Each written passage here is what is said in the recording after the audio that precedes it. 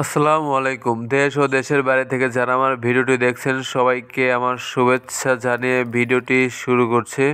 30 দিন বয়সের আমার মুড়ি কাটা পেঁয়াজের জমিতে আমি কি বিষ এবং ভিটামিন স্প্রে করব। যদি আপনারা দেখেন তাহলে আশা রাখি লাভ ছাড়া ক্ষতি হবে না। তো কি বিষ কিভাবে দেব এবং বিষগুলো গুলানোর মিক্স করার একটা টেকনিক আছে, না হলে বিষগুলো নষ্ট হয়ে যেতে পারে। তো বিষগুলো গুলানোর সঠিক পদ্ধতি দেখতে হলে আমার ভিডিওটি না টেনে সম্পূর্ণ দেখুন। আশা করি আপনারা বুঝতে পারবেন। তো বিষ গোলানোর জন্য প্রথমে আমাদের দরকার হবে পানি। তার জন্য আমরা পানির ব্যবস্থা করে নেব। এর জন্য পাশের একটি পাগার থেকে আমি পানি তুলে নিচ্ছি। তো প্রথমে আমি মিক্স করতে হবে গ্রিন চার্জ। প্রথমে 2 থেকে 3 লিটার পানির মধ্যে গ্রিন চার্জ এভাবে মিক্স করে নিতে হবে, কারণ এটা অনেক জেলের মতো। তো তার জন্য যদি সবগুলো একসাথে মিক্স করা যায় তাহলে একটি কেমিক্যাল রিয়াকশনে বিষগুলো নষ্ট হয়ে যায়, জমাট বেঁধে যায়। তার জন্য প্রথমে এরকম করে 2 থেকে 3 লিটার পানির মধ্যে আগে ভালোভাবে গুলিয়ে নিতে হবে। এটা জেলের মতো, তার জন্য ভালোভাবে গুলিয়ে নিতে হবে। তো প্রতি বিঘাতে আমাদের গ্রিন চার্জ দিতে হবে হচ্ছে 500 মিলি।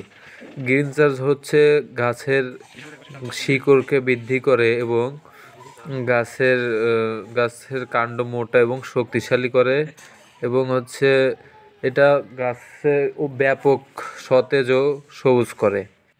এরপর অন্য একটি পাত্রে পানি নিয়ে প্রথমে পানিগুলোকে এভাবে একটু মুভমেন্ট করে নিতে হবে, না হলে এটা হচ্ছে সিলেটেড জিঙ্ক দিয়ে এবং পানির মুভমেন্ট না করে দিলে এই যে সিলেটেড জিঙ্কটা সিমেন্টের মতো শক্ত হয়ে যায়। তার জন্য প্রথমে আগে পানিভাবে মুভমেন্ট করে তারপরে সিলেটেড জিঙ্কটা ঢালতে হবে, নাহলে সিলেটেড জিঙ্কের একসঙ্গে পানিতে জমাট বেঁধে যায়। তো তার জন্য প্রথমে এভাবে পানি আগে মুভমেন্ট করে নিতে হবে, এরপরে সিলেটেড জিঙ্কটা ঢালতে হবে। সিলেটেড জিঙ্ক গাছের অক্সিন হরমোনের কার্যকারিতাকে বাড়িয়ে দেয়, ফলে গাছ সমানভাবে বৃদ্ধি পায় এবং দ্রুত বৃদ্ধি পায় এবং পাতা অধিক সবুজ হয়। প্রতি বিঘাতে সিলেটেড জিঙ্ক দিতে হবে হচ্ছে আমাদের 2 পাতা প্রতি পাতায় থাকে হচ্ছে 17 গ্রাম করে। তো 2 পাতা হচ্ছে 34 গ্রামের মতো। তো প্রতি বিঘাতে আমাদের সিলেটেড জিঙ্ক দিতে হবে 34 গ্রাম বা 2 পাতা। এটি গাছের একটি অনুখাদ্য। জিঙ্ক ভালোভাবে মেশানোর পর সেই জিঙ্কের দ্রবণের মধ্যে ঢালতে হবে লারকোনিল। এটি হচ্ছে ম্যানকোজেব গ্রুপের ছত্রাকনাশক। এটি বিভিন্ন নামে পাওয়া যায়, যেমন ফিলথিন, লারকোনিল, আরও অনেক নামে পাওয়া যায়। ঠিক আছে, রং থাকে এরকম নীল। এটি হচ্ছে উচ্চ ক্ষমতা সম্পন্ন একটি ছত্রাকনাশক।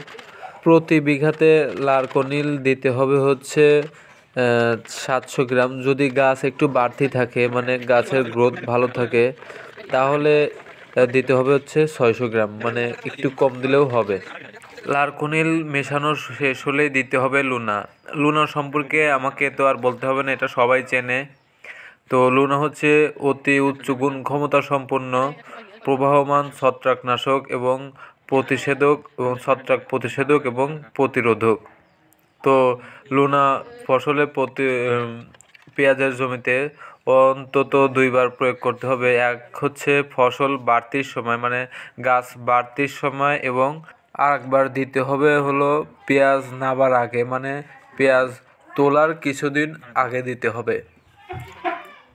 এটি হচ্ছে পচন আটকায়। গাছের আগা যদি পোড়া থাকে এবং পচা থাকে, বাদামি রং হয়ে যায়, তখন এই লুনা দিতে হবে আমাদের। এরপর দেব হচ্ছে তেজ বা রাজপিড। এটা হচ্ছে ম্যাদা পোকা বা জাপ পোকা মারার জন্য প্রতি বিঘাতে 50 মিলি। তো আমি এটা দিচ্ছি হচ্ছে রাজপিড। এটা হচ্ছে সবচেয়ে ভালো কাজ করে হচ্ছে তেজ দিলে। তো সেটা আমাদের বাজারে পাইনি, তো তার জন্য রাজপিড দিয়েছি। আপনারা চাইলে তেজ ব্যবহার করতে পারেন। তো সবগুলো এখন মিক্স করে নেব। সে আগে থেকে গুলানো গ্রিন চার্জ এখন এই মিশ্রণের মধ্যে দিয়ে মিশানো ভালোভাবে। প্রতি ডোপে কতটুকু করে বিষ দিতে হবে সেটা পরিমাপ করার জন্য আমি একটু আন্দাজ করে নিচ্ছি। এরপরে বিষগুলো ভালোভাবে মিশিয়ে নিতে হবে। একসঙ্গে করার পরে এভাবে ভালোভাবে ঘুটে মিশিয়ে নিতে হবে। তো আমি এখন বিষ দেবো হচ্ছে 60 ডোব। তো 60 ডোব বিষের লাগিয়ে আমি এখন 14 কোটি এভাবে বানা থুই দিয়েছিলাম। বানা থুই দেওয়ার পরে এখন প্রতি ঢোপে দেবো এখন হচ্ছে 2 কোটি করে। 2 কোটি করে দেওয়ার পরে পানি দিয়ে দেবো। আগে প্রথমে আর একটু পানি দিয়ে দিয়েছিলাম ডোবের ভিতর আগেই। তারপরে আবার এখন একটু লাইড়ে ছেড়ে দেবো হাত দিয়ে লাইড়ে ছেড়ে হেড়ে বিষগুলো মিক্সার করার পরে এখন দেবো আবার পানি। তো পানি দিয়ে দেওয়ার পরে ভালো করে পানি দিয়ে দেবো। আবার এই পাকার থেকে যে পানি নিয়ে এসে এভাবে পানি ভরে দেবো। পানি ভরে দেওয়ার পরে ভালো করে মুটকিটা লাগা দেবো। মুটকিটা লাগালে হেরে আমার বাইশতের কোয়া দেবো যে এখন বাইশতে তুমি ধরো আমি কাঁধে নেবো। কাঁধে নিয়ে হেরে এভাবে করে কাঁধে নেবো। কাঁধের পর আবার একটা ওড়না কিংবা গামছা দিয়ে লিছি কারণ যাতে কাঁধের ব্যথা নেওয়া যায় ইসের ফিতের লেগে। তারপরে এখন আমরা দেবো যে বিষ দেবো। বিষ দিয়ে দিচ্ছি খেতে। এই যে দেখেন এই যে আমাকে পিদের খেত এই যে এরকম আছে এখন কোনো রোগ ব্যাধি নাই ইনশাল্লাহ। তো এরকম কষিয়ে বসাইতেছি বেশ এই যে দেখেন সমানভাবে সব জায়গাতে দিয়ে দেওয়া লাগবে ভালোভাবে। গাছগুলো বীজ দেওয়া লাগবে সুন্দর করে। বীজ না দিলে কিন্তু কাম হবে না। আর বীজ দেওয়া লাগবে হচ্ছে বিকালের দিক 3টার পর থেকে দিলে ভালো হয়। 2টার পর থেকে 2টার পর দিলে পরে মনে করেন যে যে মেদা পোহার বীজগুলো দেওয়া হয়েছিল সেই মেদা পোহাও মরে যায়। ভালো করে মেদা পোহা তখন বেশি থাকে। তো এই সময় আপনার দেওয়ার চেষ্টা করবেন বিকালের দিক এই বীজগুলো দিলে সবচেয়ে ভালো হয়। এই যে দেখেন আমাদের গাছ মনে করেন যে কোনো রোগ ব্যাধি নাই এখন আল্লাহ দিলে। আর যদি আপনাদের কোনো রকম মনে করেন যে মাথা পচা কিংবা মাথা পুড়ে যাওয়া এরকম রোগ হয় তাহলে নুনা দিয়ে দিবেন। লুনা আপনার একে তো মনে করেন প্রতিরোধক আবার একে প্রতিশোধক। তো মনে করেন দুটার জন্যই কাজ করবে দুইটার জন্যই কাজ করবে যে মানে একেরও রোগ সারাবেও পচন ছত্রাকের থেকে বাঁচাবেও আবার মনে করেন ছত্রাক ওবেরও দেবে না। দুটোই কাজ করবে। এই ক্ষেত্রে দেওয়া শেষে যে ক্ষেতের সাইড দিয়েও ভালো করে আবার দিয়ে দিচ্ছি। তেবে করে দেওয়া লাগবে। পরেতে আমি এই ক্ষেতে এরকম করে দিয়েছিলাম। পরে যে দেন এই যে আর একখান ক্ষেত ফাইন করে মনে করেন যে সুন্দর করে দিয়ে দেওয়া লাগবে যাতে কোনো জায়গায় বাদ না থাকে। আর দেখেন ক্ষেতের চেহারাটা। আর একখান কথা বীজ দেওয়ার সময় মুখে সবাই মাস্ক নেওয়ার চেষ্টা করবেন। আমার নাই তাই নেই। আমি যেই ক্ষেতে দিয়েছিলাম ওই ক্ষেতে আগে এরকমই ছিল। এটার সে পরে লাগানো হয়েছিল মেলা। পরে এই ক্ষেতেও দিয়ে দিলাম। আর পা আমাদের দেখেন কিল্লি লাগা গেছে মনে হচ্ছে যে রং করছে। তো এই ছিল আজকের ভিডিও যদি আপনাদের ভালো লেগে থাকে তাহলে আমার চ্যানেলটা সাবস্ক্রাইব করে আমার পাশে থাকবেন। আর এরকম ধরনের ভিডিও দেখবেন তো তার জন্য আমার চ্যানেলটা সাবস্ক্রাইব করে আমার পাশে থাকা লাগবে। আর এতক্ষণ বলে আমার ফটো শোনা লাগে। ধন্যবাদ, ভালো থাকবেন সবাই।